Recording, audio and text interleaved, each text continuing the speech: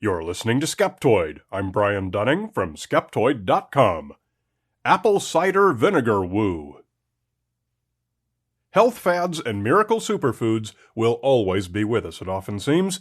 Do a web search for apple cider vinegar, and you'll find articles with such grandiloquent headlines as 6 Health Benefits of Apple Cider Vinegar, Backed by Science. Ways apple cider vinegar benefits your health. 19 benefits of drinking apple cider vinegar and how to drink it.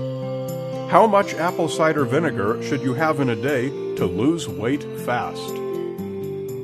For the fact is that a huge industry has exploded into place around belief that apple cider vinegar is a miracle health product, a simple sip or two of which will replace diet, exercise, and guard against all manner of diseases. Today, we're going to have a look at the claims and see whether or not we should speed off to Whole Foods. Let's get started as we usually do with the basics. Exactly what is vinegar, and is there anything special about it? Vinegar can be made from anything that starts out with a lot of sugar. Apple juice has a lot of sugar in it, so it's a perfect candidate. Making vinegar is a two-step process. The first is to ferment the apple juice by adding yeast, a fungus that eats sugar and excretes ethanol. This turns it into apple cider. Let the process go longer to achieve an even higher alcohol content, and we get apple wine. When it's just right, stop the fermentation by either heating it to kill the yeast, or by adding a chemical such as potassium sorbate. Now comes the second step, which converts the alcohol into acid. This is done by adding bacteria called acetobacter, which consume alcohol and excrete acetic acid. It's usually added in the form of a culture called mother of vinegar, a sort of self-sustaining colony similar to the sourdough starters used in bread making. This stops by itself naturally when the bacteria run out of alcohol. This whole process usually takes anywhere from a few weeks to a few months, based on a number of different methods, but however you do it, you end up with a bottle of vinegar. Vinegar consists mainly of acetic acid plus whatever else besides sugar was in the original liquid you started with, usually mostly water. Since vinegar can be made from so many different kinds of liquids, there are a huge number of types of vinegar with very different characteristics. Many of these will go bad, so most vinegars are pasteurized by heating it to at least 77 degrees Celsius, 170 Fahrenheit, for at least 10 minutes. Still, all vinegars have a shelf life, since there are always some kind of chemical and/or biological reactions going on among all those other ingredients. So it's these other elements left over from the original liquid that differentiates vinegars. White vinegar, the kind available in big jugs at the supermarket and often used as a cleaning product, is made from just water and sugar, or cheap grain alcohols, or even vodka, and is intended to have no other elements in it except water and acetic acid. White wine vinegar and red wine vinegar are made from, well, it's obvious what they're made from, and they will contain all that stuff from the original grapes except their sugar. Balsamic vinegar is the same, except it was also made using the grape stems, skins, and seeds. Rice vinegar comes from rice wine. Malt vinegar comes from malted barley liquor. And today we have countless craft vinegars being produced from anything and everything. But with all these endless varieties out there, apple cider vinegar is the one overwhelmingly touted as having the most health benefits. Why? What's different about it? Well, most obviously that it's made from apples, and we have the old "an apple a day" adage. Drinking apple cider vinegar is like eating an apple along with a swig of white vinegar. Or at least it is ideally, but in reality, especially considering the type of apple cider vinegar sold to cater to the health food market, labeled as raw, organic, or unfiltered, the production methods vary. They may be less filtered, less purified, more or less fermented. These will have more impurities and more biological and chemical reactions, resulting in a less predictable product. It's often these unpredictable, unknown characteristics, often including active bacterial cultures, that are trumpeted as the source of the positive health effects. So in point of fact, the chemical and biological load you're going to ingest does differ to some degree from what you'd get from that apple and white vinegar. This brings us back to that mother of vinegar. A mother will often develop inside a bottle of vinegar, especially in the less purified or filtered varieties. This manifests as a jelly-like glob that can look like some kind of weird alien. It consists mostly of live bacteria and yeast. It's harmless, and you can still drink or use the vinegar in the bottle. While most recommend filtering to remove any particles of the mother, some aficionados recommend mixing it up to make sure you get some of the mother in every sip. This recommendation is often accompanied with the claim that this live probiotic culture is where apple cider vinegar's health benefits come from. So what are those health benefits? Well, let's have a look at some of the most popularly claimed. Does it help diabetics control blood sugar? There actually is some weak evidence from one small clinical trial that consuming a little bit of vinegar each day, like a couple teaspoons or an average sip, can improve blood sugar control in type 2 diabetes patients. It's biochemically plausible. The acetic acid can interfere with absorption of starches, reducing their ability to change blood sugar levels. But there are three important provisos. First, this has to do with acetic acid found in all vinegars. There's nothing special about apple cider vinegar. Second, this is of no benefit at all to anyone who doesn't have type 2 diabetes. And third, the effect is very, very small, not comparable to diabetes medications. It won't hurt you, but it also won't help enough if you rely on it alone without conventional medical treatment. Does it help you lose weight?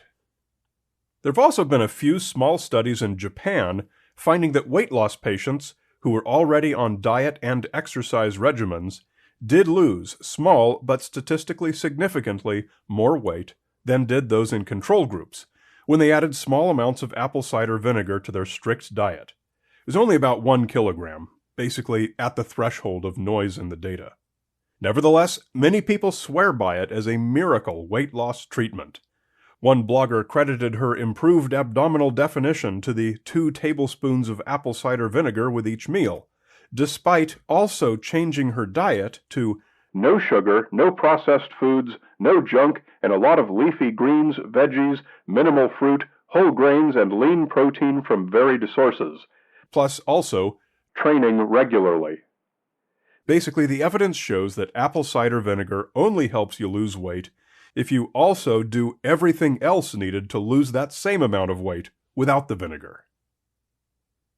But beyond any biochemical mechanism, many people, including the authors of that Japanese study, say that adding apple cider vinegar reduces their appetite, resulting in their eating less food. There's no harm in trying this, and if it does indeed have that effect on you, then you may have a winner. Does it prevent or cure cancer? Be very clear on this point. There is neither evidence nor plausible theory suggesting that apple cider vinegar treats or prevents any cancer diseases. None. Some proponents claim that the polyphenols in vinegar do it, but a huge number of foods have polyphenols, and people still get cancers. Something else that perpetuates the myth is that a popularly trumpeted study from China found that people who drink a lot of rice vinegar, not apple cider vinegar, have lower rates of esophageal cancer. However, this study has never been replicated. If minimizing your risk of getting esophageal cancer is your goal, then you have a very easy option backed by plenty of evidence. Don't smoke or drink too much. Rice vinegar should not be at the top of your list. Is it good for washing produce? Well, there is one thing vinegar is good for, apple cider or not, and that's disinfecting produce tainted with salmonella, at least when it's combined with lemon juice. Neither by itself is quite as effective, but a mixture of both does the job. The downside is that you're then stuck with disgusting lemon and vinegar-soaked produce. Sprinkling apple cider vinegar by itself on your veggies, at least in any normal amount, does not provide significant protection if the produce is indeed infected. How about as a topical antiseptic? Some believe that apple cider vinegar is an effective antimicrobial wash for the skin. If you have a cut or scrape, or even just a bacterial condition like acne, wipe that apple cider vinegar on it for a miraculous natural healing. Or don't. Vinegar, at least the acetic acid in vinegar, is indeed an antimicrobial, but apple cider vinegar contains other things, lots of organic compounds from the original apple, which, once that acetic acid evaporates, become a lasting petri dish of nutrients for the microbes. And if you pour it into an open cut or other wound, not only will it burn like all sin, it will fill that wound with contaminants and other nutrients. Don't do it, unless you confine yourself to white vinegar. Even then, it's going to be less effective and hurt a whole lot more than an actual medical antimicrobial. Even just an alcohol wipe would be better on both counts.